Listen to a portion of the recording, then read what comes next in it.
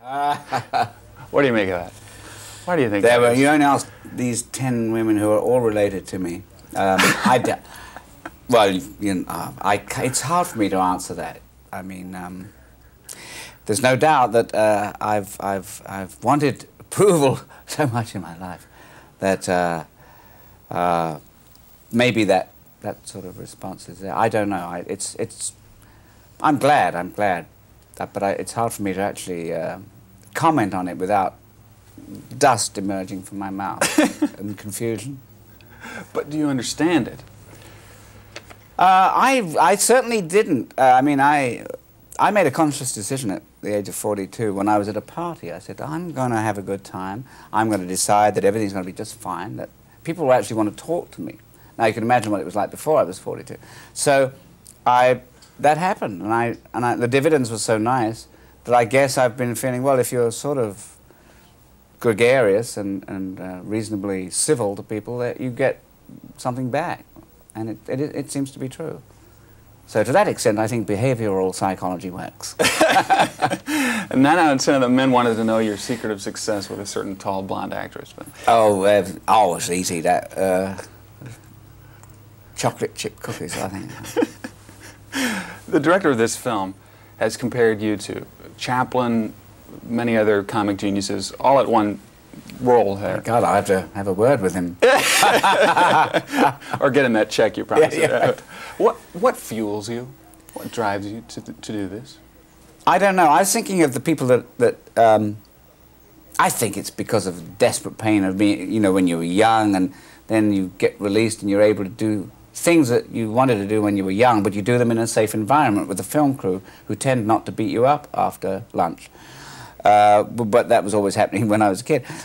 There were very big influences in my life, but nobody I can say that was the one. I mean, I loved Peter Sellers and Jerry Lewis and Fernandel and Marcel Marceau, drunks on the vaudeville stage in Glasgow, people who were playing drunks. Drunks in the audience. Drunks in the audience. So there were all sorts of things. I enjoy playing, I suppose, in whatever creative way that implies, whether it's musically or terpiscorally. Chris? Yellow. No, this is Chris. Laurie? No, this is Chris. Really. Hold on a minute. I just got to clear my throat. Dad, you've got to talk to her. She thinks she's talking to you. She is. Yeah, but she wants to talk to me. Now, you've worked with some beautiful women, from Raquel, Beau, right on through. Oh, yeah. You're constantly seen in the company of beautiful women. My mother, I'll have to talk to. I was in her company for a long time, but beautiful, you'll have to talk. Okay, so you're funny, you're entertaining, you're sensitive, you're talented, you've got the music. What's your worst trait? I get very priggish. I am a little snobbish, a little stubborn, all that stuff, which I'm not too fond of. But that's part of a characteristic that goes with wanting to do one's best and not thinking you're going to do it. You know, maybe I'll lose that sort of when I really relax a bit. You know, I think those are my worst traits, and I don't like talking about them. Hurtful. You spoke of relaxing a bit.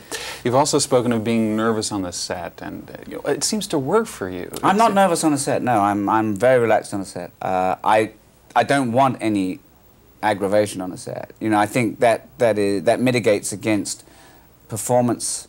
Actors are very fragile flowers, you know, and if you take the spark out of their eyes by arguing with what they do instead of encouraging them and say, that was great, let's do another one.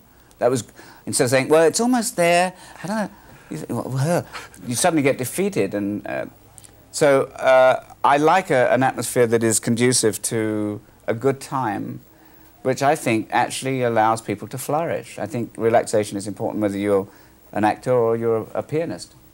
So positive reinforcement. Yeah. What do you do when you run across somebody that isn't giving you that? What I happens? leave.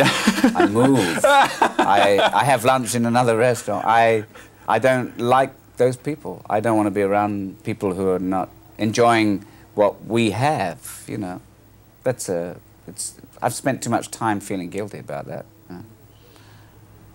There's a very funny bit in this movie. I won't give too much away, but it has to do with a cigarette. And I heard you say with my own ears that I think you used the word nervous, that you were nervous about the bit. Maybe not on the set, but... And yet it works brilliantly. So is that nervousness the key? No, it isn't. I'm never nervous about comic bits that work on the whole. I was nervous about this because I thought, this is so basic. I mean, I said, you know what I'm doing? I mean, this is what I might have done at school. How am I going to make this funny, really funny? So I had to sort of think a little bit about it. Not much. You don't actually think too much about it. Rather, you know, you feel all this stuff. And it did sort of come out quite funnily. A lot to do because of the reactions of the people around me. Now, if those reactions had been different, I think, you know, the bit itself might have collapsed. I think that reactions are the most important thing in comedy. Otherwise, the comedy doesn't survive. So I have not only my own self to thank in thinking of something that seemed to work, but I'm thankful that the editor put in reactions of people, you know, in such a way that it inflated the comic moment. But isn't that an extraordinary talent in itself, to take some bit that is so simple, that has really nothing going for it except you and the reactions, and make that work? Isn't that the essence?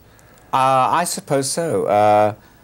You are a comedian or you are a musician, so you do have that built in. You have to. You can't learn it. You can't learn timing or whatever. So there's something along the way that has made it very important for me to do that. And part of that is perhaps an awareness of being alive at the moment. You're very aware of the progression of time, and that's a great help to you, and is an essential element in comedy. You've made a lot of movies, and I assume you wrote a lot of your material when you were on stage. When will we see a Dudley Moore film script? I don't know that I have it in me to do it, you know. I did one treatment for something, and I gave it to a psychiatrist friend of mine, and he said, well, nothing happens. I thought, well, that's true. I tend to write things.